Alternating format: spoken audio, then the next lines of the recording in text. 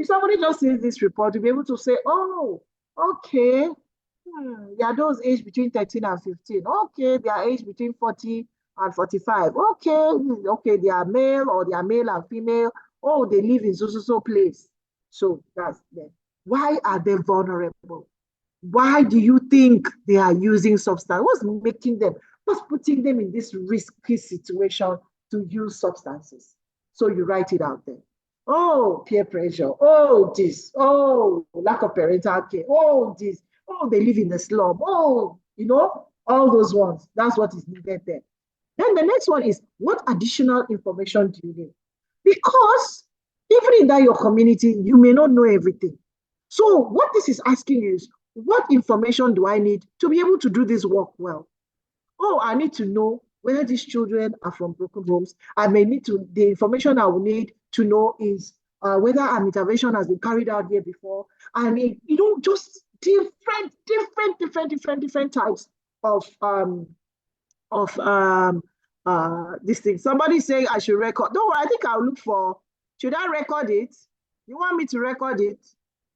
Yes, ma. Yes, ma. Yes, ma. It's better. Recording in progress. Okay, so I'll start from the beginning of this. So this is the needs, and is it showing recording in your end? Yes. The record. Yes. Yes, it is. Yeah, okay, good. So for the needs and resource assessment, first you tell us briefly about the situation in your country or your community. If you have statistics for your community, specifically your town, if you have documented ones, fine. If you don't have, then you can just give a scenario of your country. Yes, the CDB should be able to give us that. The CDB, please just give us maybe 3 or 4 lines. Okay, ma. Currently Yes. in Nigeria, we have like 14.3 million people using drugs. Yes. And can you put that in the WhatsApp? Can you put that in the WhatsApp later? Yes. Okay. Yes. I'll do that. Yes, Nsidebe and his organization were among the foremost organizations that helped us to get the drug use household survey data that we have in Nigeria today. Yes. So then you state the substance use issue. So the substance use issue in my community is women using alcohol. Who is involved? Then you can say women, if it's just women, married women, single women, women of childbearing age, whatever. Adolescents, students in the secondary or tertiary institution, whichever. What are their characteristics? Here you tell us their age, their gender, their geographical location. Then, for why are they vulnerable? You tell us, what is it that is putting them at risk? Oh, some of them have been abandoned by their husbands. Some of them are jobless. Some of them peer pressure. Some of them, what vulnerability thing again? Who can make a suggestion? What can make people vulnerable? Issues poverty. Of poverty, yes, living in the slum. Unemployment, lack of parenting, positive parenting. Then what additional information do you need? So you can say, okay, the additional information I need is, for instance, I want to know these women, are they married? These women, or, if you're talking about women, for instance, these children, are they properly supervised? Anything you feel that might help you in your work, has there been an intervention before? What is the real problem? So then why do you need this information? Of course, you may need this information so that you know how to, the best intervention to use, you understand, so that you avoid the pitfalls that have been done in the past, so that you may know who to collaborate with and all of that. How will you collect this information? So remember, I think in Module 7, if I'm not mistaken, you were talking about qualitative and quantitative data collection. So you could use the both data collection method, yes. So then write a sentence or two that summarizes the problem and who is involved. So if you had answered question 1 and 2 very well, it's just to repeat this question 1 and 2, the answer you gave there here in a sentence. So the substance use problem in my community involves adolescents taking alcohol or marijuana. You understand? So that's just it. Simple, easy breezy. Is it all they say? Okay, so we now come to the second one. Sorry. So this is the second one now, the resource assessment. Remember, we are done with the first phase. Let me go back. We are done with this first phase. So this first phase now, we have been able to ask you questions to show whether does this prevention professional know the problem in the community. Then now we are going to, that's the first part they need. Then the resources assessment. We are going there now. All right, so the resource assessment. What's the first question here? It says, what interventions, what prevention services or programs are provided to address this issue? So what has been done in your community to address this issue? If you know any, you write it. If you don't know, you say you don't know. If you're sure that none has been done, you just say none. Then it says, are they evidence-based or do they include many of the elements from the international standard? So this is the international standard. This document, you can just get it by just going to your Google Chrome or your browser and say, international standards for drug use prevention. You download the document. But then this is a summary, this down part, summary of it. The book is the top part, yes. The down part is a summary of everything that is in this book. It shows you the type of settings, family, school, community, workplace, health sector, the type of what's it called? The age grade.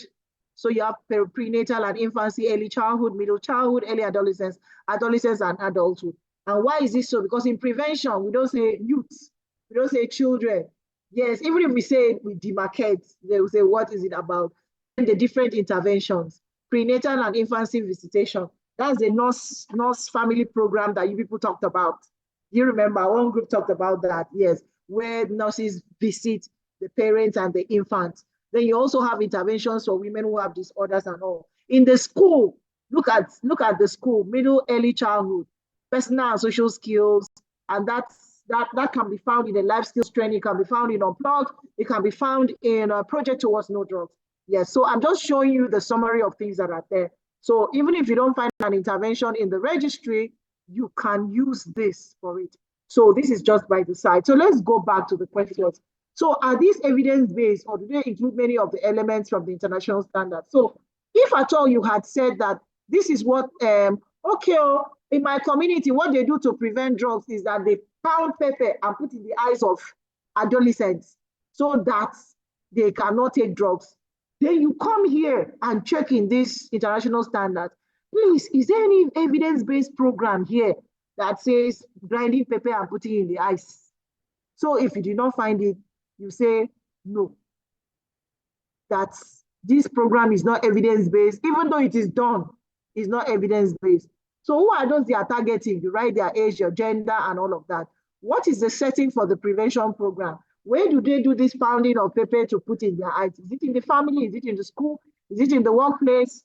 Is it in the community, in the media, and all of that? Then the next question is this a good group to collaborate to develop prevention services or programs to meet the needs of the target population? So this group that has been doing this program, can you collaborate with them? It's either a yes or no. But if your answer to question 2 was a no, the next thing you will do, you won't go through all these 2A, 2B, 2C. So if your answer in if your answer in number 1 was a no, then just avoid all these 2A, 2B, 2C. Come here straight. It says, what types of other services are available in your community?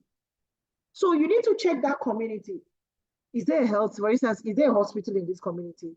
Is there a substance use treatment, maybe a rehab center? Do they have social services? Do they have other services? Do they have the police force? Do they have this? Do they have that? Anything? Do they have a church? Anything, in that community, you can put it there. Then can any of these available services serve as a platform on which evidence-based prevention program can be integrated or added? So this question is asking you, of these services, is there anyone that you can collaborate with so that you can, actually do your intervention? So it's either a yes or a no, but in most cases, it's always a yes. Okay, so the needs and resource question continues. It says in 2 or 3 sentences, describe the status of prevention, I think that's resource in your community. what is available, what may be needed, what's the gap. So what is expected of you here is to make a sentence that says, okay, in my community, there is drug use, and we've been using prayers to, settle the issue, or those who've been taking drugs have been, issued some lashes, or those who've been taking drugs have been exposed to sensitization, drug education, what's the other one? Or prevention, or teaching of social skills, or drug refusal skills, and all of that. If you have something like that, you write it. Anything, just write it. Then then you have talked about what is available, what may be needed, what is the gap. So what may be needed is the actual thing that is supposed to be done. So because of what you have in mind to do, for instance, so if you want to do the life skills training, you can say life skills training is needed. If you want to do the brief intervention, you can say brief intervention is needed. Whatever you want to do, you understand it. So that's what that is asking about. Then here, describe your community dream team. What kind of people would you like to work with to establish evidence-based prevention interventions and policies in your community? So then it tells you that creating a work group is the first stage. That means you have to develop a team, you have to come together. In prevention, we don't work alone, we work in collaboration with people. Like when we wanted to implement our own life skills program known as the Unplugged, that is Nigeria's, the one that is adopted by Nigeria through UNODC. It's called the Unplugged. We didn't work alone. We worked with UNODC. We worked with the school to train the teachers. Remember, we didn't train the students. We trained the teachers who will now train the students. Yes, because we ourselves have been trained in the Unplugged. So now they're asking you, for instance, you say, I want to do life skills training. What agency or organization will you want to work with? And then why would you want to work with that organization? What would they be bringing to the table? So for instance, I don't expect you to come here to say, I would like to work with the police. What would the police do? Is it to arrest you? You cannot come here and say, okay, I want to work with market women. What would they be doing? Except there's something they do. But if you're doing a life skills training, say, okay, education authority, school, principal, teachers, things like that. What would they be doing? So for education board, what do they bring to the team? They give they will give the permission. You understand? Yes, for collaboration, permission, then the teachers, they will be the implementers. And that's why I kept saying, who implements life skills, you need to know. So for those of you, you can say NGO, or you can say, if for instance, if the NGOs are the ones bringing the experts, or international organizations, if they're the ones bringing the experts for the treatment. So it all depends on your own intervention. It depends on what you want to do. So you bring in, but whatever agency you must put, you must ask yourself, okay, what is this agency going to do? Okay, now, I want to work with, if you mention NDLEA here, there must be a reason why you're mentioning them. Definitely not as implementers, probably partners, you understand, ahead to create awareness that this is what you're doing. Yes, but it's really not necessary. But if you do, yes, but in Nigeria, it seems like it's a bit compulsory to carry NDLEA along in whatever you're doing. Like when we were doing our own, we had to invite them. We invited NDLEA Lagos, we invited the school, the Lagos State School Board, things like that. People, that even though it was a private school, yes. So then we invited this other association of principals of schools, something like that, ANCOPS or something. We invited them. Why? So that they all have a buy-in, because we also needed teachers from their school. So you must explain why. So if you're having an intervention for law enforcement, so you might also write here, you might write the different law enforcement agencies, and then what are they bringing? They have to bring their people, yes, the people, the implementers, or the target population. So these people can either bring implementers or target population, or have something to do. Please, if there is any question, unmute and ask. If there is any part you're not clear with, unmute and ask. Okay, so the next stage that we are going to what now is what? Stage 2 is what? Selection of evidence-based interventions or policies. So this is your assigned community. Please make sure you find a name for your community. So, so maybe your assigned community is, your assigned community is Ibafo. Your assigned community is whatever. Someone is writing on law enforcement. Your assigned community is law enforcement. That's fine. All right. So who to target with an intervention? Age group or age groups. So you write the age group that you want to intervene. Remember, every intervention has an age group. So if it is adult, you write, you understand. What age does adult start from? Maybe 19 and above, something like that. If it's early childhood, you know the age, 5 to 11, I think, yes, like that. So then gender, is it male and females or male alone? You understand? So if you're having an intervention for drivers, for instance, most times, most people will want to say male. Yes. All right. Then the substance use. The substance in question, is it alcohol, tobacco, whatever other one it is, you specify. So this is just like, this place is not really, this number 2 is not a question. It's just a reminder that this is an etiology model, if you recall. And in etiology model, we talk about the interaction of our personal characteristics with our micro level or macro level environment to influence what we believe, our attitudes and our behaviors. So the micro level environment consists of the family, the school, the family, the peers, the school, the workplace. Yes, I think those are yes, the workplace, the micro, the smaller environment, the one closest to us. While the macro level environment involves the community, the larger society. We talked about issues of poverty and then even the media. So those are the macro level environment. So every intervention that you want to do can fall into any of these, either the micro or the macro level environment. So this is just what this is telling you about. So you go to number 3. You have identified who you will target in the intervention, because by now you know who you're going to target. And then you will need to, who the targets for your interventions will be. And you have to decide on the points for the intervention and the settings you will want to use for the intervention. So, for instance, I want to ask, if you're doing life skills training, where will be your setting? Your ideal setting for life skill or unplugged? School. School, yes. Because that is where, pardon? It's school. It's school. School. Yes, school, yes. So if you are doing a program for people who use substances at work, okay, like law enforcement, the place will be workplace, isn't it? Yes. So all those they have, and if you are doing for like infants, those infants, the one we saw, nurse family program, where is the setting? Where would the setting be? To be in the family, yes. Home base. So what will be the aim of the intervention in the short term?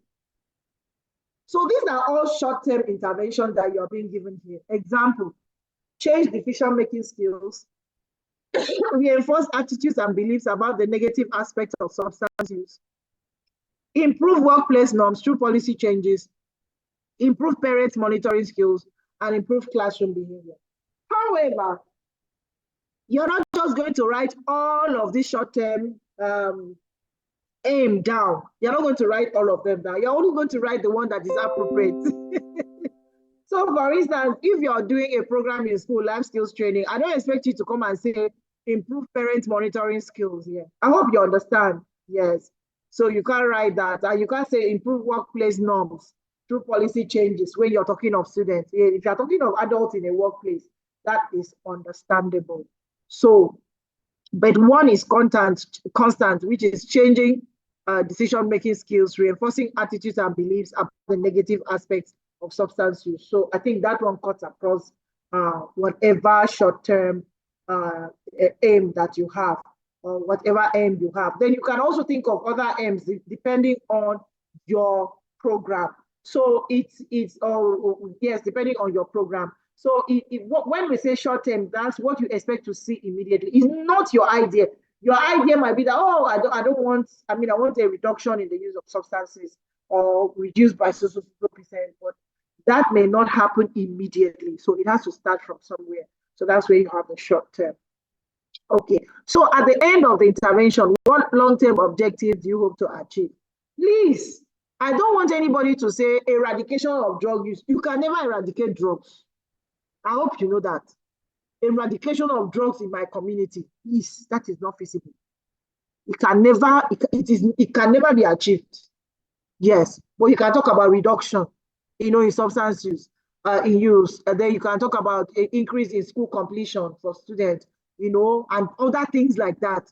Please, eradication. Don't ever think as a professional now, there's nothing like eradication. Nobody can eradicate drugs. Nobody can eradicate drugs. So number 6 says you should go to the registries. So now you know how to go to the registry, isn't it? Can I have a witness? Now you know how to go to the registry. Almost. Yeah, Yes. almost.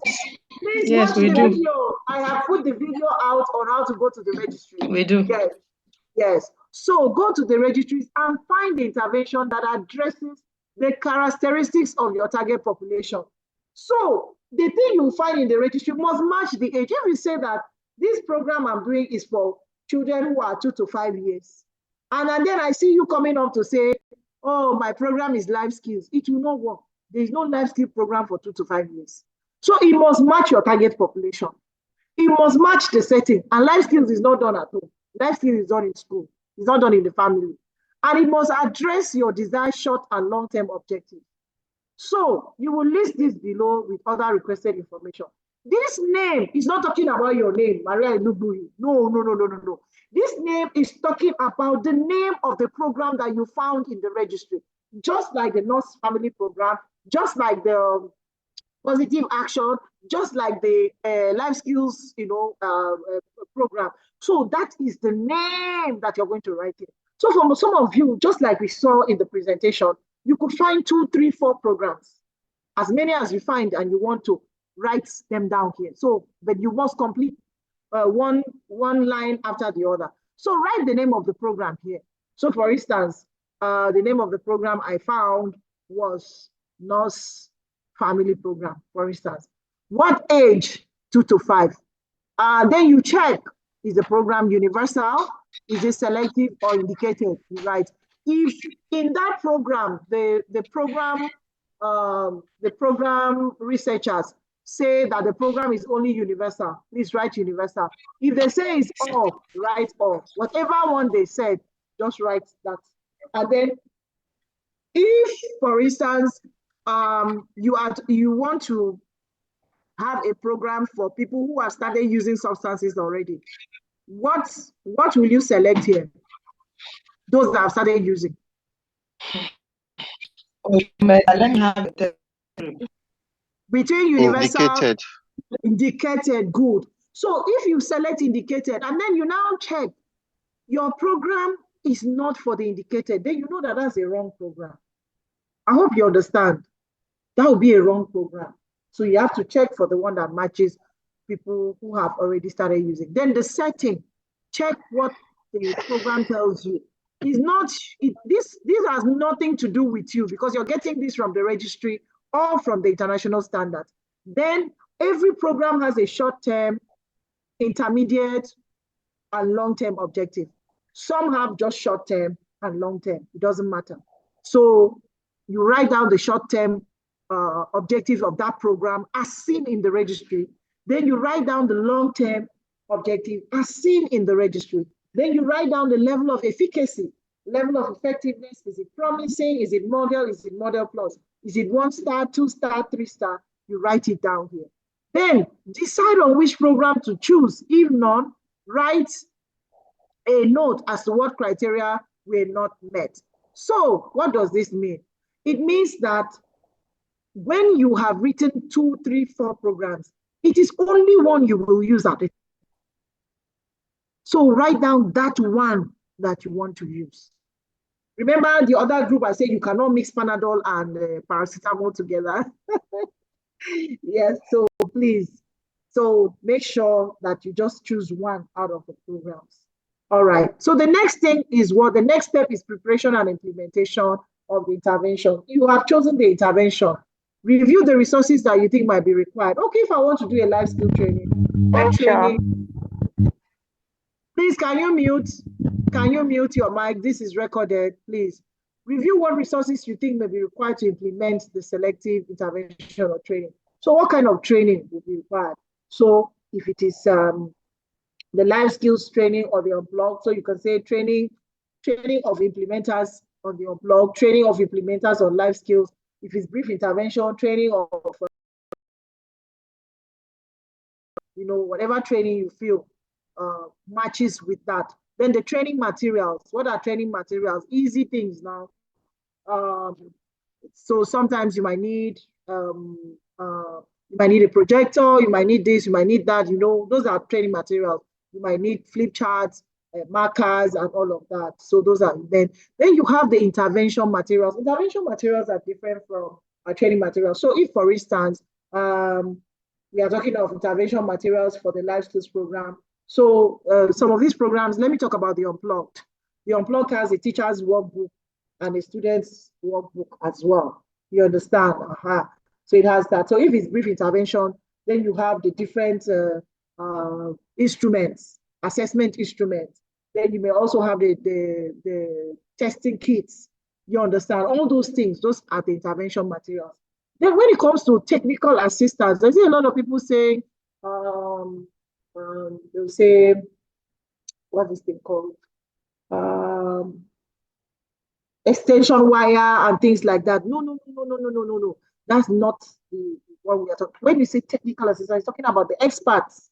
Yes. So experts in this intervention, those are the people. Then any other one you feel that should be there, you put it. So the next question is, are these resources generally available in your community to support the selected intervention? Yes or no? Do you have these resources that you have mentioned in number one? Is either a yes or no? Are implementers available? Are there people that have been trained already to carry this out? Is either a yes or no? So if you don't have implementers, how do you go about recruiting implementers? So for instance, before we went to that local government, we went to train teachers on Unplugged. Who are the implementers? The teachers are the implementers of the Unplugged Life Skill Program. So if I were to answer this question, they say, how would you go about recruiting the implementers? I'll say by writing to the school authority,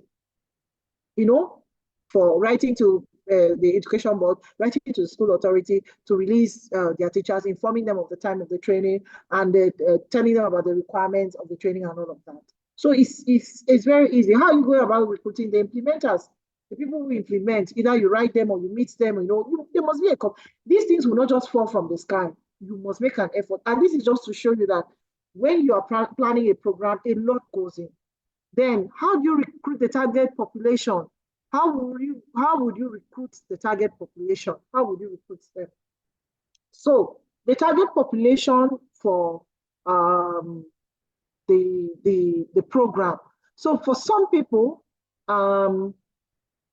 they might, for instance, if you're dealing with people who you are going to counsel, for instance, people who are using drugs, maybe adults who are using drugs, you want to counsel. So like somebody talked to me about that he wants to do for law enforcement, which is very noble. So to recruit such a population, you might need to liaise with maybe the head of those establishments or probably the person that is in charge of things like that. Yes, because you might not just go directly to them. You might not be able to go there and say, okay, I see that you're having an issue, come, I have this and that. No, but if it goes through their the central person or the person in authority there, then of course that will happen. And then if, for instance, your own target is women, so how do you recruit women? Maybe you may want to pass through the women society, maybe in a church, or maybe the Market Women Association, or maybe the Women Union, maybe in that community, So these are just ideas, because I really don't even know some of us are the things that we want to do. Yes, only one or two people have told me. That's why I'm just using that as an example. All right. So what ethical issues should be considered about this target population and intervention or policy? So whatever target population you're going to choose, there are some ethical concerns. So one could be like issues of confidentiality, some like consent or assent, especially when they are minors, and then other ethical issues. Yes, competence and all of that, depending on what you want to do. What arrangement should be for the setting for the implementation of the intervention or policy? What arrangements needs to be or needs to have been made. So for instance, you're having a training like we did, the unplugged training. The arrangements we made, we had to get a hall. Yes, so those are the arrangements. You have to take things, your training materials down there, you have to set up, you have to do this, you have to ensure that there is power supply and all of that. So those are just the things. It's trying to make us to be as practical as possible. All right. So the next one, don't worry, we'll soon finish. The next one is specifying and defining outcomes. Recall this place. Do you remember this place? The short-term and long-term outcomes. So if you had done this here, just come back, put them here, short-term outcomes, intermediate outcomes, if there are any, or you go straight to the long-term outcomes. This is easy, isn't it? Very easy. Yeah.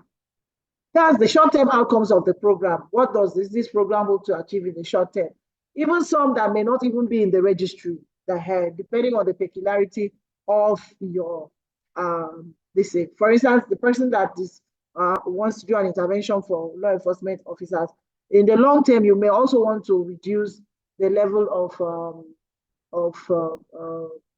people the number of officers being dismissed, as a result of substance use. All right. Yeah, this is the other one that is quite interesting. So this question on the right is what you will see on monitoring and evaluation. What input information will you be most interested in collecting? Why do you think this information is important? So let's go to input information. So you must have made this. So I just brought this slide. You must have made this in the course of your study. So these are examples of input information. These are examples of output information. So when you talk of input information, you talk of staff, volunteers, time, money, material, equipment, technology partners. So choose from this list anyone that applies. What input information? Okay, so for instance, let's use the life skills program.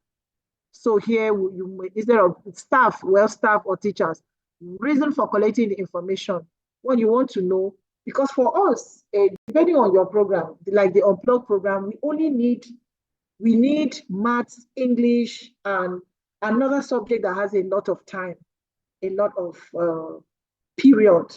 I hope you understand. Mathematics and English, they always give them more periods than other subjects. Yes. And so, because the unplugged is supposed to be taught once a week, we will need a teacher that has enough time to spare. Yes. But if you give a teacher that has just maybe 2 periods in a week, how will the teacher cope? Yes. So for instance, if I put teachers here, reason for collecting, I would say to know that they were actually the ones that were qualified. You understand that they're actually the subject teachers that we wanted. Then, if I talk about volunteers here, I put volunteers. So reason for collecting, whether the purpose that they volunteered for was achieved, though we didn't need any volunteers. Did we need it? I'm not sure. Then money. Why are you collecting?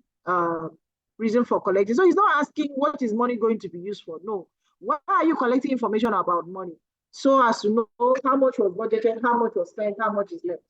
I hope you see the difference. So you just pick from any of this that applies to your program and something that looks like it that may not be here that applies to your own program.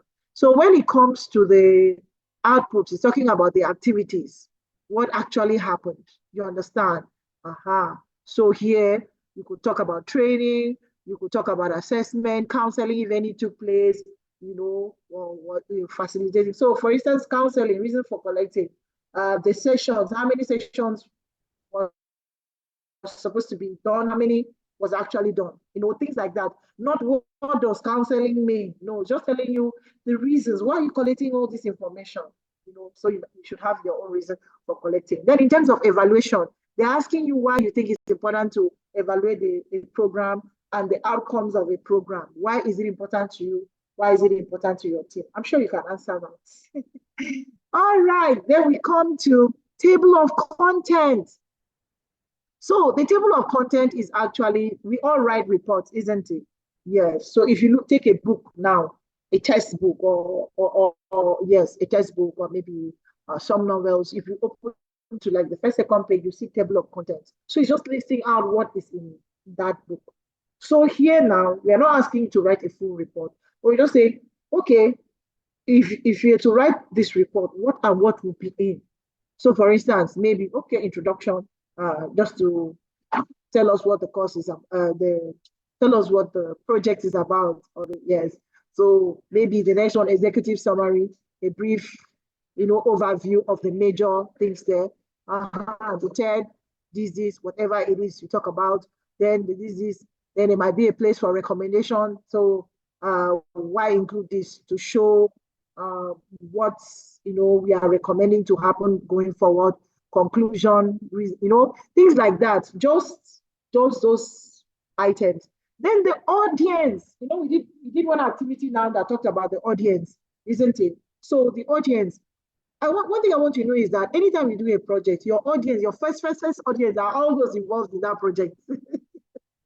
So if we are to do a life skills training program now, your audience will be the teachers, the students, the education board will be your audience, parents will be your audience, the general public will be your audience also, because of course you want them to know. So what is the most important information you give them? All audiences do not have the same information. You understand? So for the parents, for instance, they want to tell them about how the program, will help their children to become better people at home, not just at home, but in school. You understand? Teachers to pay the school board, the general public, and all of that. So just simple things like that. That's what that part is all about. Okay. Then I think we are coming to the end. Then the next steps. So when you're done with this course, we're asking you, what are you going to do next? What are you going to do in the next 2 weeks? What are you going to do in the next month? What are you going to do in the next 6 months? What are you going to do in the next 1 year, next 2 years? So that's why I say keep adding to these lines as much as you want. Yes. Sorry. So what actions do I want to develop? Okay, in the next 2 weeks, assuming I'm done with this course now, in the next 2 weeks, okay, meet with my supervisor. When you write the date, what do you expect to happen after meeting with your supervisor? Okay, then meet with maybe my entire department. When you write, what do I hope to happen? So in the next 6 months, what am I going to do? Okay, probably reach out to the people I want to do things out, the people I want to collaborate with, this and that. So everything you want to do, just write them down. Why? So that you'll be able to follow that up. But you're going to submit it. We want to see, yes, that you have a concrete plan. Okay. So the next one now is this rubric manual. So this is just to guide you. So in this, okay, 1 minute. Yeah, so let me put it out here. So we need to see that your work is coherent. Your work is based on data, like we said. Give us a brief summary of the situation. And then that what you propose to do is feasible. So you cannot say, in the next 2 years, I will eradicate drug use in my community. Please, that's not feasible. Then when we talk about coherence, we mean that, okay, you started from saying, I want to do a program for pregnant women. And the intervention nursery program 2 to 5 years. And at the end, towards the end, we are seeing that you're talking about students in secondary school. It's not coherent. It doesn't follow, that idea does not follow sequentially. So we don't want to see that. And then we talk about grammar. We expect that you write in readable grammar, but I don't think we Africans have that problem. Yes, so I don't think we Africans have that problem. So that's just that for that. And so, yes, so read through these things. Read through what is required in needs and resource assessment. Read through, when we talk about vulnerability, we want to see that you are able to mention those facts about vulnerability. Oh, the person is because of this, is because of that, is because of that. At least 3 to 4 to 5 reasons we expect to see something like that. Yes, also in the needs and resource assessment, we expect you to show the gaps. Remember, I've talked about it. Oh, this is what is available, or if nothing is available, this is what we expect to see. This is what we would have, and it will be okay for us. So things like, it's just a guide, just go through it. It's just a guide, yes. Everything here is just a guide. And if you have any questions, please make sure that you ask those questions. Yeah. So before we close, do we have any questions? Do you have any questions? All right. Yes, I have a question. Go ahead. Good evening, ma. Good evening. I thank you very much for this wonderful Who is lecture. speaking? Who is speaking? It's Susan Monachimso Anyebu from Nigeria. Okay. Mm. Yes. I think you've talked about plug and unplug. You also talk about when you're talking about the intervention, the programs. Unplugged. Yes, plugged and unplugged. No, I did not say plugged and unplugged. I said unplugged. Okay, only unplugged. Yes, there's nothing like plugged. Okay, please. I think I want to know the meaning, what it means, what we are supposed. Yeah. It's just the name of a program. Okay. It's the name of a life skill program. Just like you have both Win Life Skills, Project Towards No Drugs, it's just a name. Okay. Thank you very much. You're welcome. Any other question? Maria, my other question is, Evelyn, I'm wondering how much time are we going to be given to do the work? You have till the 29th. Yes? I hope that's enough time. 29th of this month. To finish the project? Yes. The project. Yes, it is the project that I just explained. Do you think it's Yes. difficult? Yes. Do you think it's difficult? But it's not difficult, but I realize as if it needs some time to look for information if I'm working in the community. If you have information, you have. If you don't have, you don't have. For instance, do you have a drug use survey data in your country? Do you have it? I'm really not sure about that because those are the things that you need to check. It doesn't take anything to check. You could check it this night.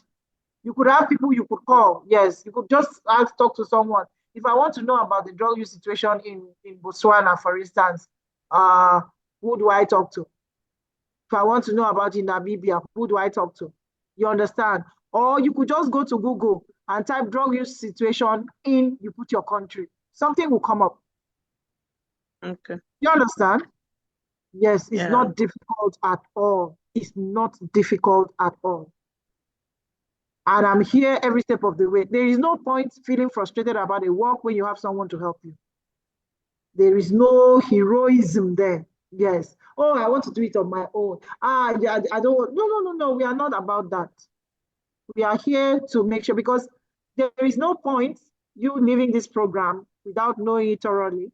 And of course, we are still open. We don't expect you to know everything at the end of this program.